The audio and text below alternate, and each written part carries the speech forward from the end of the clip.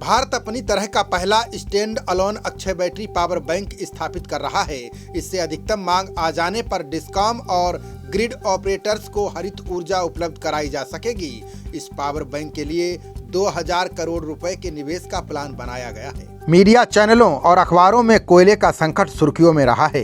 महाराष्ट्र की सरकार ने इसके लिए बाकायदा केंद्र सरकार के खिलाफ मोर्चा ही खोल दिया है। वहीं राजस्थान और छत्तीसगढ़ के बीच विवाद से राजस्थान में कोयले का गंभीर संकट पैदा हो गया है। ऐसी ही समस्याओं के समाधान के लिए भारत अपनी तरह का पहला stand alone Akshay battery power bank स्थापित कर रहा है।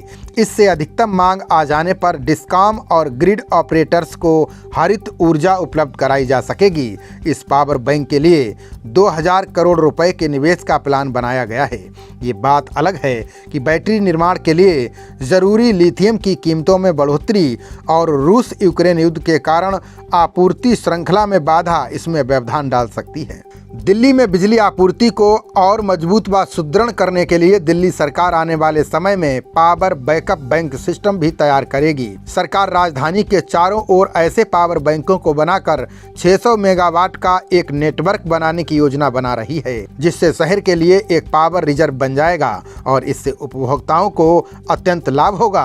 Tata power Delhi distribution limited ने रोहिणी प्लांट में 10 मेगावाट क्षमता के साथ एशिया के सबसे बड़े बैटरी एनर्जी स्टोरेज सिस्टम की शुरुआत की है। दिल्ली के ऊर्जा मंत्री सत्येंद्र जैन ने इस सिस्टम का शुभारंभ करते हुए बताया कि 10 मेगावाट का ये ऊर्जा भंडारण सिस्टम न केवल भारत में बल्कि पूरे दक्षिण एशिया में अपनी तरह का सबसे बड़ा और पहला पावर बैकअप बैंक सिस्टम है। इस सिस्टम को टाटा पावर लिमिटेड के द्वारा डिजाइन किया गया है। इस सिस्टम को ऐसा डिजाइन किया गया है कि इसे बिजली की कम मांग के समय चार्ज किया जा सकेगा और संग्रहित ऊर्जा का उपयोग ज्यादा मांग के दौरान किया जा सकेगा। भारत की सौर और पवन ऊर्जा योजनाओं को लागू करने वाली सरकारी संस्था solar energy corporation of India limited द्वारा जारी निविदा के अनुसार परियोजना में 2 घंटे के लिए 500 MW या 1000 MWH मेगावाट घंटा की आपूर्ति करने की भंडारण क्षमता होगी। अक्षय ऊर्जा मंत्रालय ने ये जानकारी दी है। डिस्कॉम्स इस भंडारण क्षमता को किराए पर ले सकती है, जिसे अक्षय ऊर्जा का उपयोग करके चार्ज किया जाएगा। इस भंडारण क्षमता का उपयोग अत्यधिक मांग के समय बिजली प्राप्त करने के लिए किया जाएगा।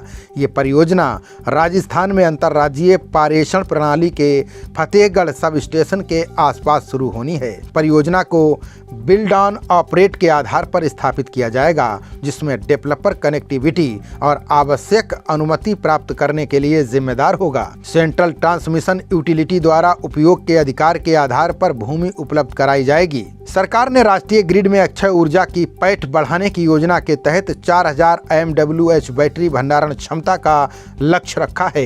केंद्रीय विद्युत प्राधिकरण की रिपोर्ट में 2029-30 तक 27000 MWH या 1,08,000 MWH अनिवार्य रूप से 4 घंटे के भंडारण की बैटरी भंडारण क्षमता की परिकल्पना की गई है। हालांकि लिथियम की कीमतों में 500% की वृद्धि ने बैटरी को महंगा बना दिया है और इस परियोजना में भी यह एक बड़ा खर्च होगा। खबरों का सिलसिला जारी रहेगा। देखते रहिए जनप्रवाद। नमस्कार।